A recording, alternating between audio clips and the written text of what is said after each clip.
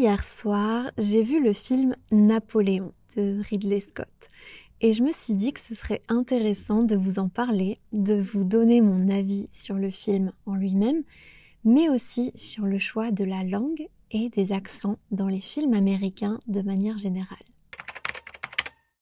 Salut, salut, salut! Bienvenue dans un nouvel épisode de French Mornings, le podcast. Aujourd'hui, je vous parle du dernier film de Ridley Scott, le biopic très épique sur l'empereur Napoléon. En tant que Française, c'est toujours une expérience un peu étrange de regarder un film où les personnages sont censés être français, mais parlent en anglais. Et c'est de ça dont je voudrais vous parler aujourd'hui. Avant de commencer, je vous informe que vous pouvez retrouver le PDF de la transcription de cet épisode dans le lien de la description. Vous trouverez aussi une liste du vocabulaire et des expressions que j'ai utilisées dans l'épisode et même un quiz. Avant d'aller voir le film, j'avais vu dans la presse qu'il y avait quelques mauvais échos, c'est-à-dire qu'il avait reçu quelques mauvaises critiques. Et le réalisateur Ridley Scott d'ailleurs n'avait pas trop apprécié. Mais je n'ai pas lu les critiques en détail pour ne pas être influencée. Dans mon cas, j'ai été voir le film en VO. C'est-à-dire en version originale. On appelle la version originale la version dans laquelle les acteurs jouent dans la langue qu'ils parlent vraiment. Contrairement à la VF, qui est la version française, qui est la version qui est doublée par des acteurs de doublage qui remplacent la voix des vrais acteurs du film. Et je voudrais commencer cet épisode en vous parlant justement de l'utilisation des langues au cinéma. C'est quelque chose auquel je suis très attentive parce que je vais justement toujours voir les films en VO, en version originale. Et évidemment, en France, on a beaucoup de films français, mais on a aussi beaucoup de films anglophones dont l'action se passe parfois dans d'autres pays que des pays où on parle anglais. Et c'est très intéressant de voir comment sont traitées justement ces problématiques au cinéma. Napoléon, le Napoléon de Ridley Scott, c'est donc un film américano-britannique. C'est-à-dire qu'il a été produit à la fois par des productions américaines et des productions britanniques, dans lequel jouent des comédiens américains, des comédiens britanniques et quelques acteurs français aussi. Je vous en parle un peu plus tard. Dans cette histoire, dans l'histoire de Napoléon, historiquement, les personnages parlaient donc français et non pas anglais. Et la langue maternelle de Napoléon était même le corse, qui est une langue régionale aujourd'hui, puisqu'il est né en Corse. On dit même qu'il parlait français avec un très très fort accent corse. Dans le film, toute cette réalité n'est absolument pas visible. Toute la réalité linguistique de la vie de Napoléon n'est absolument pas visible puisque tous les acteurs parlent anglais. Et c'est assez intéressant aussi de voir comment sont représentés les personnages étrangers dans les films anglophones, dans les films principalement américains, on va dire. Très souvent, dans les films américains qui se passent ailleurs qu'aux États-Unis ou qu'en Angleterre, les comédiens prennent l'accent du pays dans lequel se passe le film. Je vais vous donner quelques exemples où l'action se passe en France.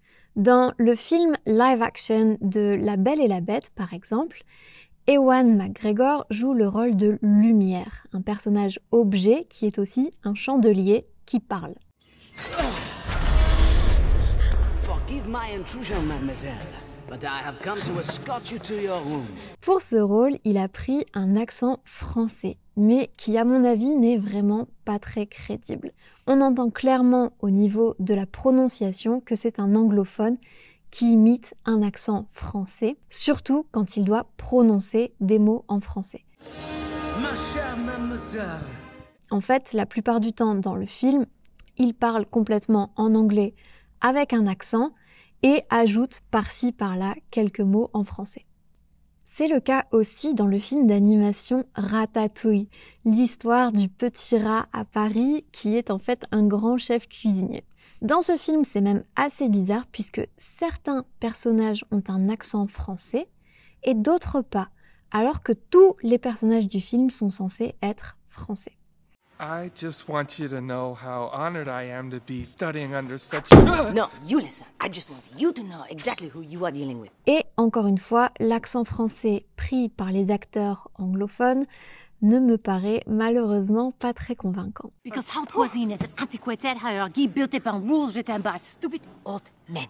Mon dernier exemple, c'est celui du film The Monuments Men de George Clooney. C'est un film qui se passe pendant la Seconde Guerre mondiale et Cate Blanchett joue le rôle d'une Française.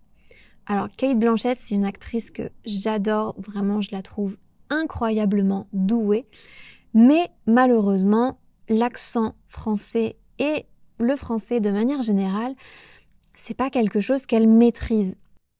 Je sais qui vous êtes. Alors, vous avez quel genre habit? J'en sais rien. Et donc, dans ce film, c'est pas très convaincant, malheureusement.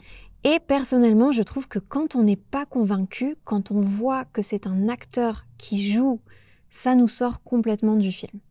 Donc, dans ce film-là, par exemple, je comprends pas vraiment pourquoi ils n'ont pas casté, tout simplement, pourquoi ils n'ont pas choisi une actrice française qui aurait été quand même beaucoup plus crédible. Encore une fois, rien à voir avec le talent d'actrice de Cate Blanchett, mais c'est une langue qu'elle ne maîtrise tout simplement pas, et donc elle ne maîtrise ni le français, ni l'accent français en anglais. Donc ça, c'est ce que j'avais l'habitude de voir quand je vais au cinéma de manière générale. Quand le film se passe dans un autre pays, mais que tous les acteurs parlent la même langue, ils parlent en anglais avec l'accent de ce pays. Et dans le Napoléon de Ridley Scott, étonnamment, c'est une approche différente. Ils ont choisi de faire différemment. Les personnages parlent anglais sans aucun accent français. Il y a même un acteur français, Tahar Rahim, qui est un acteur que j'adore, qui joue en anglais avec un accent impeccable. Un accent impeccable, en tout cas, à mon oreille. Vous me direz ce que vous en pensez si vous avez vu le film. Et personnellement, j'ai trouvé que c'était un très bon choix parce que ça apporte beaucoup plus de cohérence à l'histoire. Tous les personnages du film se parlent dans une langue qui leur est commune. Et puisque c'est un film américain ou en tout cas américano-britannique et que tous les acteurs parlent anglais, ce qui était le choix le plus cohérent, c'était de les faire parler anglais. Et sans accent, ça apporte un peu plus de crédibilité, je pense, au jeu des acteurs. Après, je dois avouer que c'est quand même un petit peu bizarre, parce que évidemment, le film se passe en France, on parle tout le temps de la France, c'est presque un personnage du film, et donc l'identité, on va dire, de la France et du français, elle est quand même très présente dans le film. Et donc, quand les personnages doivent prononcer des prénoms ou bien des noms de villes, de pays, etc., c'est quand même un petit peu bizarre de les entendre avec un accent anglais. Donc, pendant tout le film, on entend Napoleon au lieu de Napoléon, Joséphine au lieu de Joséphine, ou bien Toulon au lieu de Toulon. Et dans ces moments-là, ça nous rappelle à chaque fois qu'il y a un décalage avec la réalité historique, la réalité linguistique de ce qui a pu vraiment se passer et de comment les vrais personnages devaient prononcer tous ces noms. Dans le film, on voit aussi la mère de Napoléon Bonaparte qui s'appelle Laetitia Bonaparte. Si on veut vraiment le dire avec l'accent corse, ça ressemblerait à Laetitia Bonaparte. Elle est donc corse, elle aussi. Et on peut plutôt imaginer qu'elle parlait donc corse et sûrement français avec un fort accent corse ou bien quelque chose qui s'en rapproche.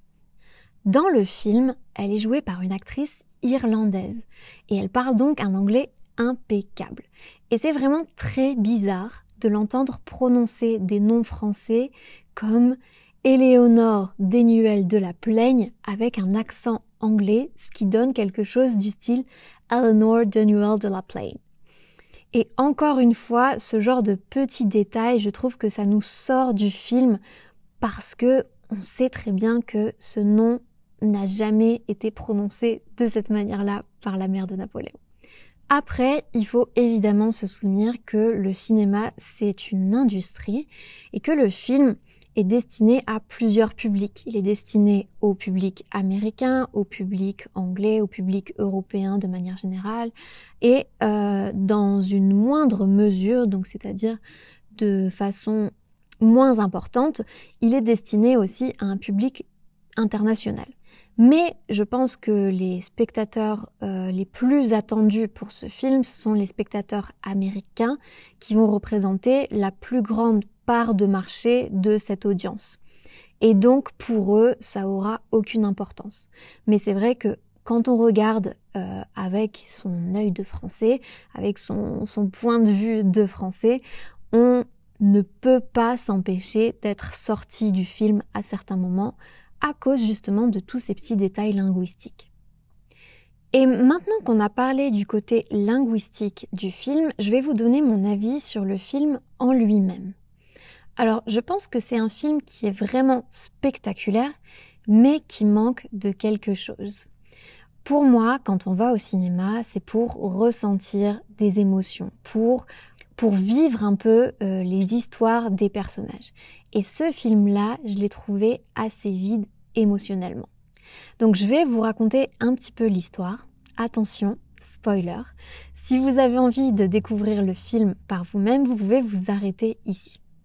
Donc le film raconte la vie de Napoléon, donc sa carrière militaire, son ascension au pouvoir, etc., mais aussi sa relation avec sa première femme, Joséphine de Beauharnais. Donc on a ce côté un petit peu plus professionnel, un petit peu plus officiel, un petit peu plus le personnage qu'on connaît tous, et ce côté un petit peu plus intime, entre guillemets, avec la relation avec sa femme. Et pendant tout le film, on a l'impression que le réalisateur ne sait pas vraiment sur quel pied danser. C'est une expression qui veut dire qu'il ne sait pas quelle décision prendre, de quel côté orienter le film, quel est l'angle, quel est le point de vue du réalisateur. Et tout simplement, on a du mal à répondre à la question « Qu'est-ce que raconte ce film ?» Est-ce que c'est un film qui raconte une histoire d'amour? Est-ce que c'est un film qui raconte un personnage assoiffé de pouvoir qui en veut toujours plus? En fait, on a l'impression que c'est ni l'un ni l'autre. Qu'aucun des deux côtés de cette histoire n'est assez creusé, n'est assez mis en avant pour qu'on comprenne vraiment quel genre de personnage était Napoléon, quel genre de personnage était Joséphine. Pour moi, c'est un film un petit peu raté, justement parce que les personnages sont assez vides. Ils sont très peu caractérisés. On ne comprend pas vraiment ce qui les anime, ce qui les motive, quelles sont leurs qualités, quels sont leurs défauts, alors qu'on a beaucoup quand même de renseignements sur quel type de personnalité avait Joséphine, quel type de personnalité avait Napoléon. On dit qu'il avait des tendances un peu hyperactives et on peut le comprendre vu tout ce qu'il a entrepris pendant sa vie qui a été pas si longue que ça. On sait que Joséphine, c'était quelqu'un de plus exubérant, qui avait un petit grain de folie même. Et dans le film, on a l'impression que c'est des personnages un peu fades, un peu vides, qui ressentent très peu d'émotions, qui parlent peu. Et la psychologie des personnages, je trouve qu'elle est très peu présente. Et donc, en tant que spectateur, on éprouve très peu, voire pas du tout d'empathie, pas du tout de compassion pour les personnages. On est simplement spectateur d'une suite d'actions sans vraiment être soi-même animé, sans vraiment être en suspense sur son siège. On ressent pas grand-chose, honnêtement. Et ce qui est intéressant, c'est que c'est un film historique, spectaculaire, il y a des grandes scènes de bataille, etc. Et je me suis dit, ce serait intéressant de le comparer à Gladiator. Gladiator, c'est un film du même réalisateur, Ridley Scott, et dans lequel joue même Joaquin Phoenix, donc qui tient le rôle de Napoléon dans ce film-là. mais qui dans Gladiator joue le rôle de l'empereur Commode. Encore un empereur, c'est intéressant. Et on a par contre Russell Crowe dans le rôle principal du film, le rôle de Maximus. Et donc on a beaucoup de points de comparaison et au contraire, je trouve que Gladiator, c'est un film qui est extrêmement réussi. Pourquoi ? Parce que c'est un film qui procure de l'émotion. C'est certes un film historique, mais c'est surtout, et c'est vraiment ça le point central du film pour moi, l'histoire d'une vengeance. C'est un père de famille à qui on a tout pris, on a pris sa famille, on a pris sa maison, on a assassiné sa femme, torturé son enfant, etc. Et donc on est avec Maximus pendant tout le film, on ressent la peine qu'il peut ressentir, on a envie qu'il se venge et qu'il réussisse. Dans Napoléon, on retrouve pas du tout toutes ces émotions. Moi, si on me pose la question Napoléon, ça raconte quoi ? Eh ben, je trouve qu'on ne sait pas vraiment répondre à cette question. Ça raconte l'histoire de Napoléon, fait après fait, bataille après bataille, mais est-ce que c'est un film qui raconte à quel point il aimait sa femme, ou bien à quel point le pouvoir l'a rendu fou, ou bien à quel point il était stratégique ? On a du mal à répondre à cette question. Je ne sais pas si vous serez d'accord avec moi, peut-être que non, on peut avoir plusieurs points de vue différents sur le film, mais en tout cas c'est ça mon point de vue. Je trouve que c'est un film raté au niveau des émotions. C'est un film qui est visuellement intéressant, mais qui personnellement me fait rien ressentir, et moi c'est pour ça que je vais au cinéma, c'est pour vivre des histoires à travers des personnages, et là c'était pas le cas. Merci à tous d'avoir été au rendez-vous pour ce nouvel épisode. Pensez à télécharger le PDF avec la transcription et le vocabulaire de l'épisode pour continuer à pratiquer. Et je vous dis à très bientôt dans un prochain épisode.